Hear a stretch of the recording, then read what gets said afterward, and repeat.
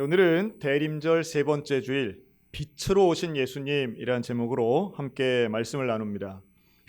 빛은 하나님의 속성입니다. 창세기 1장에 보면 하나님이 천지를 창조하시면서 가장 먼저 말씀하신 것도 바로 빛이 있으라 였습니다. 빛을 만드셨다는 것은 세상을 시작하셨다는 의미고, 빛은 생명의 시작을 의미하기도 합니다.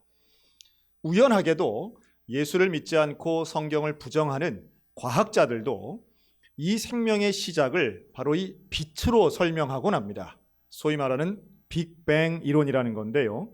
우주의 시작은 우주에서 큰 폭발이 남으로써, 그래서 그 폭발을 통해서 별이 생기고 또 단백질이 생기고 생명이 생기고 결국 사람이 됐다. 빅뱅 이론을 확실히 믿는 사람들을 볼 때마다 저는 참 신기한 생각이 듭니다. 그들이 볼 때는 성경이 신화 같고 창세기가 동화 같을진 모르겠으나, 제가 볼 때 빅뱅 이론을 믿는 사람들은 맹종적이다 하는 생각이 듭니다. 왜냐하면 시작을 설명하는데 폭발이라고 하는 것은 뭔가 폭발을 일으키는 동력, 에너지, 요인이 있어야 폭발이 되지 않겠습니까? 그걸 설명할 수 있는 과학적 이론은 없다는 거예요. 그럼에도 불구하고 그것을 과학적 사실인 양 인정하는 사람은 제가 볼 때는 그걸 믿는 것입니다. 그걸 믿는 것이지, 아무리 과학적인 이름으로 과학적이라고 하는 형식을 빌어온다 할지라도 우주의 시작, 생명의 시작을 설명할 수 있는 길은 아직 없다는 거예요. 그럼에도 불구하고 이들이 말하는 빅뱅 이론은 빛으로부터 시작한다는 것에서 공통점이 있습니다. 다만 아주 큰 차이점이 있는데요. 이러한 빅뱅은 우연히 일어났다는 거죠. 근데 이게 왜 문제냐 하면, 여러분, 우연히 일어난 사건을 통해서 생명이 만들어지고 그를 통해 긴 시간이 흘러 우리가 만들어졌다면 우리는 우연의 산물이라는 겁니다. 우연의 산물은 어떤 의미를 지닐 수 없습니다. 목적과 의미가 없기에 여기에는 우리가 생각하는 사랑, 진리 또는 영원이라는 것을 붙일 수가 없는 거죠. 반면 하나님이 말씀하시는, 하나님이 세상을 창조하시고 하나님이 우리를 만드셨고 하나님이 우리와 함께 하신다라고 하는 걸 믿는 사람에게는 우리가 창조된 이유와 목적과 의미도 발견할 수 있는 줄로 믿습니다. 그래서 잘 이해가 되지 않는다 할지라도 이 세상을 하나님이 창조하셨다는 것을 믿는 것은 우리 모두의 인생에 참으로 유익한 일이고, 우리가 어떤 고난과 어려움이 있다 할지라도 그것을 극복할 수 있는 힘이 되며, 성경을 진리로 믿는 우리 모두에게는 이 빛 되신 예수 그리스도가 어제나 오늘이나 내일도 필요한 줄로 믿습니다. 저는 오늘 이 빛 되신 예수 그리스도를 두 가지로 말씀드리려고 합니다. 하나는 바로 빛은 생명이다라고 하는 것입니다. 예수님이 우리에게 빛을 비추어 주셨기 때문에 우리는 생명을 가지고 살 수 있는 줄로 믿습니다. 이 지구상에 있는 모든 동식물에게는 빛이 필요하지요. 태양빛이 필요합니다. 식물도 광합성을 합니다. 그것은 육체적인 걸 의미하는 거죠. 그러나 예수 그리스도의 빛이 우리에게 비춰지면 우리는 영생의 구원을 경험하고 하나님 나라의 영광된 빛의 자녀가 되는 줄로 믿습니다. 어둠을 물리치는 빛, 나는 세상의 빛이니 나를 따르는 자는 어둠에 다니지 않고 생명의 빛을 얻으리라. 여러분, 예수 그리스도가 우리의 생명의 빛임을 믿으시기 바랍니다. 생명의 빛을 우리에게 쬐어주셨고 우리에게 오셨으니 하늘의 영광을 버리고 나를 구원하시기 위해 이 땅에 오신 예수 그리스도는 우리에게 생명을 주셨고 영생을 주셨고 그 영생을 통해 우리를 이끌어 주시는 줄로 믿습니다. 또 하나의 의미는 진리입니다. 이 빛은 진리라고 하는 것이에요. 진리는 나의 정체를 드러나게 하고 이 세상의 온전한 태도와 방향을 알 수 있도록 이끌어줍니다. 예수 믿는 우리가 빛 되신 예수, 생명과 진리 되신 그 예수 그리스도를 따라갈 때 우리에겐 진정한 영광된 삶이 주어지는 것 믿으시기 바랍니다. 지난주 금요일 저는 전화를 한 통 받았습니다. 아버지께서 쓰러지셨다는 전화였습니다. 저희 아버지는 1939년생, 만 80, 우리 나이로 81살이십니다. 평소에도 건강에 관심이 많으시고 또 자기 관리를 잘 하시는 분이었습니다. 그리고 일주일에 2번씩 온양에 있는 큰 온천장을 이틀씩 꼬박꼬박 가셨습니다. 그 사우나를 하시면 혈액순환이 잘 되는 것 같이 이렇게 느껴지시고 또 오고 가는 길에 또 친구들도 만나시고 하는 그런 소소한 즐거움 때문에 일주일에 이틀은 꼭 온천을 가셔서 사우나를 하셨습니다. 거기에는 가격이 저렴하고 그런 어르신들 모이는 또 사우나가 따로 있더라고요. 그날도 사람이 많은 그 온천장에서 온천을 하시다가 온천수 물에 들어가 계신 상태에서 의식을 잃게 됩니다. 그리고 그 물에 스르륵 잠기신 거죠. 주변에 계셨던 많은 사람들이 있었기 때문에 뭐 가끔 그렇게 물에 또 들어가기도 하는 거니까요. 그래서 얼른 꺼내서 인공호흡을 했지만 심정지가 오게 되고요. 119 대원을 불러서 병원으로 가게 됩니다. 병원에 가서도 들어올 때 이미 심정지 상태로 들어오신 저희 아버지를 의료진들이 약물을 투여하고 응급의료, 즉 인공호흡을 통해서 호흡을 살립니다. 그렇게 살린 호흡이 다시 심정지가 되고 다시 살리는 이 CPR이라고 하는 응급 심장 처치를 하는 거죠. 제가 병원에 도착했을 때는 이미 심정지가 3번 정도 반복해서 온 이후의 상황이었습니다. 의료진들이 여럿이 아버지 위에 올라가서 인공호흡을 하고 있었습니다. 저는 10년 전 저희 장인어른의 장례가 생각이 났습니다. 10년 전 저희 장인어른은 아주 건강하시게 아파트 주민회의에 가셨다가 그 주민회의 중에 옆 사람이 볼 때는 정말 주무시는 줄 알았는데 스르륵 쓰러지셔서 바로 돌아가셨습니다. 그때 저희 가족들은 상당히 큰 충격과 슬픔이 있었지만 10년 동안 지내오며 죽음에 대해 또 장로님이셨던 저희 장인어른의 그런 소천에 대해서 함께 이야기하고 기도하면서 저희 아버지가 항상 하셨던 말씀이 있습니다. 나도 우리 사돈 장로님처럼 하나님 나라 가고 싶다. 내가 건강 챙기는 거는 우리 2명의 아들에게 부담 주기 싫어서 내 건강을 지키고 챙기는 것이고, 그리고 하나님 나라 갈 때는 우리 사돈 장인어른처럼 가고 싶다. 입버릇처럼 말씀하셨어요. 아마도 제 설교를 많이 들어보신 분들은 제가 설교 중에 연명의료에 대해서 말씀하신 것을 기억하시는 분들이 계실 겁니다. 물론 저는 의료인도 아니고 여기에 대한 전문 지식도 별로 없습니다. 하지만 우리 교회야말로 정말 죽음에 대해서 말할 수 있는 우리 대한민국 사회에 몇 개 안 되는 그런 공동체라고 저는 믿습니다. 왜냐하면 부모의 죽음에 대해, 살아계신 부모의 죽음에 대해 말하는 것을 왠지 불효하는 것 같고 그러면 안 되는 것 같고 불경스럽다든가 재수없다라든가 그런 말을 하는 걸 터부시하는 우리의 문화권에서는 사실 죽음의 문제는 유교의 문화권이 아닌 우리 기독교적 문화권에서는 죽음은 항상 생각해야 되는 것입니다. 죽음은 우리 기독교인들에게는 죽음은 멸망도 아니고 끝도 아닌 영생에 시작하는 과정이고, 예수 그리스도를 믿는 우리에게는 죽음에 대해 말할 수 있는 그런 자연스러움과 이해와 믿음이 분명히 있어야 된다고 저는 확신합니다.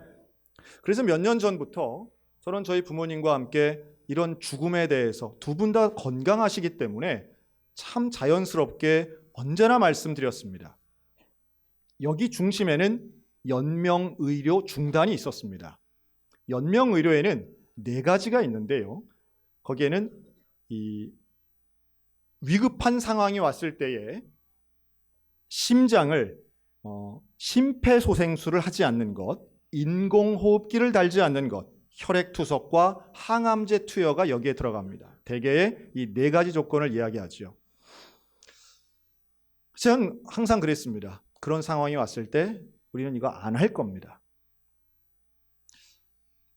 여러분, 건강할 때 이런 얘기하면 다들 고개를 끄덕입니다. 하지만 정말로 죽음의 상황에 맞닥뜨렸을 때는 평소에 말하지 않고 평소에 이해를 갖고 있지 않으면 선택하기가 참 어렵습니다. 본인의 의사가 제일 중요하죠. 본인이 사전에 연명으로 결정 의향서라는 것을 쓰게 됩니다. 2월달 내년 2월에 제가 해피엔딩 프로젝트라고 해서 우리 몇 주 동안 그걸 진행할 텐데요. 그때 제가 이것도 프린트해서 나눠드릴 예정입니다. 와, 우리 목사님 나 벌써 죽으라고 하네 할지 모르겠으나 죽음에 대한 이야기를 우리는 공론화해야 되고요. 가정 안에서 공론화하셔야 됩니다. 이 연명의료 결정 의향서는 본인의 의사가 가장 중요합니다. 그런데 정작 중요한 순간엔 본인이 자기의 의견을 말할 수 없는 경우가 대부분입니다. 또 이것을 작성한다 할지라도 그때 당시에 보호자와 자녀들이 그 결정 의향서에 무시하거나 그것을 숨기게 되면 효력을 발생하기가 참 어렵습니다. 또 하나의 중요한 요인이 있는데 그것은 전문 의료인, 즉 의사의 진단 소견입니다. 의사가 진단했을 때 이분은 소생 가능성이 없다라고 하는 그런 결정이 났을 때에 비로소 연명의료가 중단될 수 있습니다. 제가 그 병원에 갔을 때 응급실의 담당 전문의와 제가 만났습니다. 그분이 그러는 거예요. 이미 들어올 때 심정지 상태였고 지금 호흡은 뛰고 있지만 뇌사와 같다. 이미 뇌에도 물이 찼고 폐에 찬 물은 뺐지만 뇌에도 물이 찼기 때문에 이분은 소생할 가능성은 없습니다. 제가 그랬습니다. 그러면 지금부터 모든 의료 행위를 중지시켜 주십시오. 그리고 저희 가족들에게 시간을 주십시오. 응급실 한쪽 방에 아버지를 모시고 저희 가족들이 모였습니다. 참 다행스럽게도 혈압이 떨어지고 호흡이 희미했지만 그때부터 아버지는 11시간을 버텨주셨습니다. 밤을 새워서 저희 가족들은 아버지 곁에 있으면서 의식은 없으셨지만 귀에 대고 지금까지 얼마나 수고하셨는지, 또 우리가 얼마나 감사했는지, 우리가 얼마나 사랑하는지를 고백했습니다. 군대에 있는 저희 큰아들은 전화를 연결해서 수화기 너머로 할아버지에게 사랑을 고백하는 시간 가졌습니다. 참 감사했어요. 우리의 고 10시간을 주신 것도 참 고마웠고, 그리고 아버지의 손을 붙잡고 머리에 안수하고 기도했습니다. 그리고 마지막 호흡을 끝내시면서 아들의 품에서 아버지는 임종하셨습니다. 그리고 장례를 치르게 됐죠. 어머니도 마찬가지고 제 동생도 제 의견을 다 따라주어서 장례 절차가 아주 순조롭게 진행이 됐습니다. 10년 전 칠순잔치를 하며 아버지께서는 가족 사진을 찍을 때 영정사진을 준비하셨습니다. 그런데 그 영정사진에 이 액자 밑에 어디서 그걸 인쇄해 오셨는지 모르겠는데 문방구 가서 인쇄를 해 오셨는데 예수 잘 믿고 주의 종 잘 섬겨라 이렇게 해서 그 사진 밑에 붙여 놓으신 거예요. 그래서 제가 명절 때마다 가면 이거 좀 띄세요 하면 그냥 뭐 니들 이거 잘 지켜야 된다 그러시더라고요. 그것이 영정사진이 됐습니다. 그걸 그대로 사진을 올려놓고 그리고 장례를 치렀습니다. 이번 장례는 제가 평소에 생각했던 대로 진행이 됐습니다. 단 하나만 빼고 다 진행했습니다. 장례의 3종 세트라는 게 있습니다. 관, 수의, 꽃장식. 저는 이것들이 아주 지독한 비용의 문제도 있지만 가족의 불화의 문제가 되는 경우들을 많이 봅니다. 여기에는 미리 준비하는 것도 물론 지혜롭겠지만 이것이 얼마나 후순위적인 것인가를 깨닫는 게 중요하다고 저는 봅니다. 여러분, 수의를 왜 입히나요? 수의를 꼭 입혀야만 되나요? 제가 다른 것은 다 이번에 제가 계획했던 대로 했는데 수의만큼은 어머니가 원하셔서 제가 평소에 그냥 입으시던 옷 입는 게 좋겠습니다 했다가 어머니가 원하셔서 수의를 했습니다.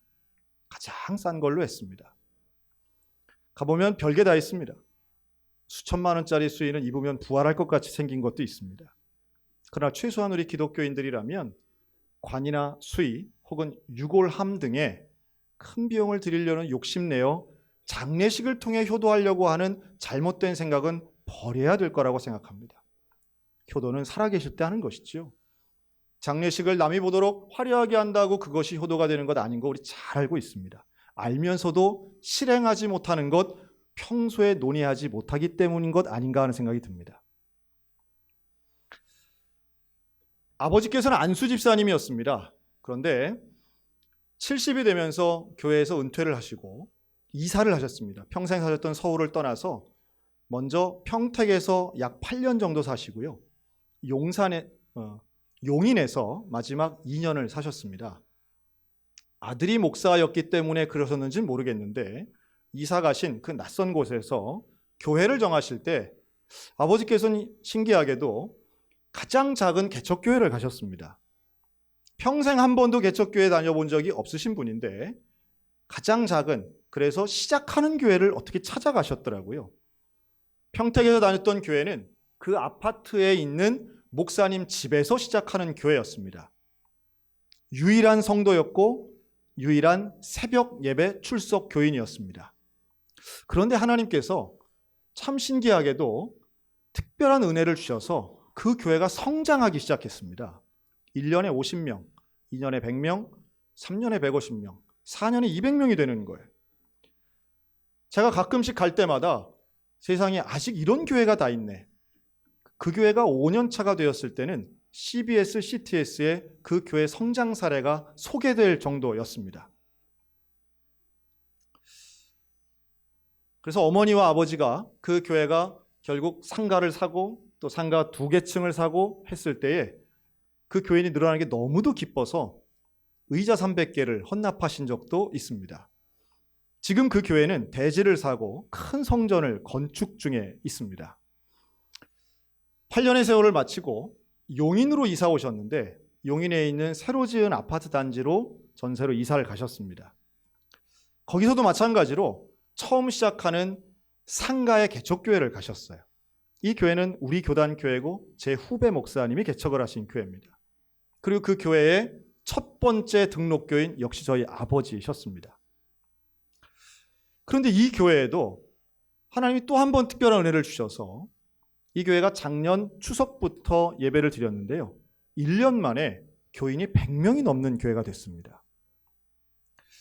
하여튼 제가 알기로는 우리 기독교 대한 성결교회 최근 30년 역사에 소양제일교회를 제외하고는 1년 안에 100명 된 건 이 교회뿐인 것으로 제가 알고 있어요. 아직 알려지지 않았습니다. 아직 사람들이 잘 몰라요. 그래서 제가 만나는 사람마다 그 동행교회 이야기를 많이 하고 다닙니다. 자, 그런데 이 성장은 아주 특별한 사례이기 때문에 사실 그것은 제가 말씀드리려는 주제가 아니에요. 이번 장례 때 그 2개 교회에 목사님과 교인들이 다 오셨습니다. 오셔서 그 누구보다 아버지를 기억하고 추모하며 가장 많은 눈물을 흘려주셨던 분들이 바로 그 2개 교회의 성도들이었습니다. 이번 장례에 저희 가족은 12번의 예배를 드렸습니다. 그 중에 우리 소양교회가 가장 많이 오시고 또 2번이나 오셔서 예배를 드렸죠. 그런데 그 12번의 예배를 5개 교회가 함께 나누어서 예배를 드렸는데요. 예배 드리는 시간마다 얼마나 큰 위로가 되었는지 모릅니다. 주의 종 잘 섬기라고 하신 그 아버지의 말씀 그대로 운구를 하는데 목사님들이 운구하셨습니다. 처음엔 제 친구 목사님들이 했고요. 마지막 화장터에서는 제 선배 목사님을 포함한 몇몇의 목사님, 그리고 그 마지막 신앙생활 하셨던 그 동행교회 교우들은 화장터는 물론이고 안치하는 봉안실까지 전교인이 함께 오셨어요. 저도 많은 장례를 치르고 많은 장례를 인도했지만 이렇게 고인에 대해 80이 넘어 돌아가신 고인에 대해 만난 지 1년밖에 안 된 분들이 이렇게 안타까워하실 수 있나 참 감사하면서도 신기했습니다. 교회의 힘이고 공동체의 능력이라고 저는 믿습니다. 그리고 이분들이 하시는 말씀이 있어요. 저는 다 처음 보는 분들인데요. 이분들이 저를 보고 다 알아보시고 놀랍게도 이분들 그 중에 많은 분들이 저한테 뭐라고 인사하느냐 하면 매주마다 목사님 설교를 들었습니다. 여러분 주일날 제가 이렇게 설교를 하면 우리 교회 미디어 팀에서 제 설교를 교회 홈페이지에 올립니다. 그러면 한 번 보면 조회수가 1이 올라가는데요. 저희 아버지가 늘 조회 1번을 기록하셨습니다. 주일날 오후에 마치면 우리 스마트폰으로 소양교회 홈페이지를 놓고 아들의 설교가 올라오기만 늘 기다리신 거예요. 그리고 그게 올라오면 그걸 카톡으로 링크해서 많은 지인들에게 보내셨던 겁니다.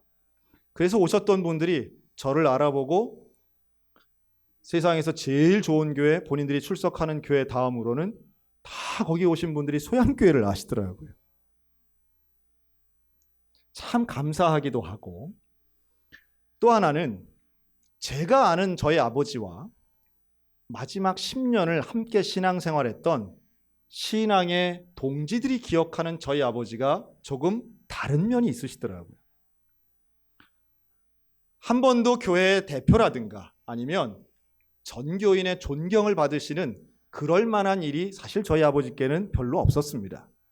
그런데 마지막 10년에 출석하셨던 그 교회에서는 이분은 어르신이었고 믿음의 또 하나의 모델이셨고 또 말씀을 전해주고 또 사람들을 다독이고 기도해주고 격려해주는 분이 되어 있으시더라고요.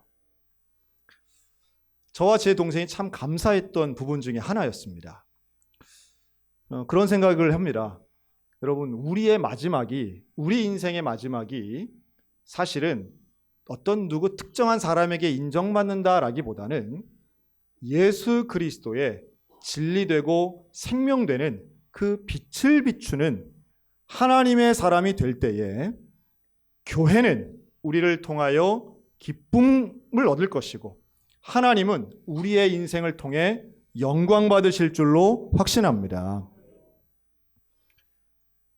이번 우리 소양교회 교인들이 조문해 주신 것에 대해 우리 가족들은 정말 감사를 드립니다. 참 많은 분들이 오셨고 먼 길이었는데 춘천과 서울이 먼 길이었지만 다들 저는 조이금에 이렇게 감동받을 줄은 참 저 몰랐습니다. 이런 분까지 다 하셨네. 여러분 너무 무리해서 하지는 않으셨으면 좋겠고 혹시라도 내 안 했는데 오늘 해야지 이런 분 계시다면 안 하시기를 제가 간곡히 부탁드리겠습니다. 그리고 또 하나, 우리 교회 참 장례가 많고 장례에 대해서 제가 참 많은 말씀을 드렸지만 그리고 우리 경조부원들이 참 협력하지만 결국 교회는 성도를 끌어안고 낙심과 슬픔에 빠져 있는 사람을 위로하는 공동체구나. 예배가 위로가 되고 예수의 이름이 위로가 되고 나를 위해 찾아오는 그 얼굴 하나하나가 큰 위로가 되는데 우리 소양교회가 누군가에겐 생명을 살리는 빛을 비추는 위로해주는 교회가 되었으면 좋겠습니다.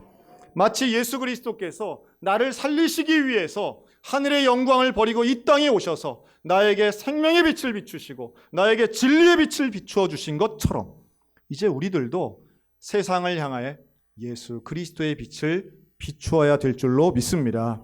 이같이 너희 빛이 사람 앞에 비치게 하여 그들로 너희 착한 행실을 보고 하늘에 계신 너희 아버지께 영광을 돌리게 하라. 여러분, 우리에게 비춰주신 그 예수 그리스도를 세상 가운데 증거함으로 주님 앞으로 영혼을 인도해내는 이 시대의 빛된 인생들 되시기를 주님의 이름으로 축원합니다. 가장 어두운 시대일수록 아주 작은 촛불 하나가 더 눈에 띄는 것이에요. 영적으로 어두운 시대라고 탓할 게 아니라 그렇기 때문에 우리 한 명의 빛이 더 소중할 때인 것을 깨달으셨으면 좋겠습니다. 우리 소양교회가 시대를 비추는 교회로 예수의 빛을 비추는 교회로 그리고 우리 한 사람 한 사람이 이웃을 비추는 생명과 진리의 빛 되어 이 대림의 절기 예수님 따라가는 제자의 삶을 살아가시기를 주님의 이름으로 축원합니다.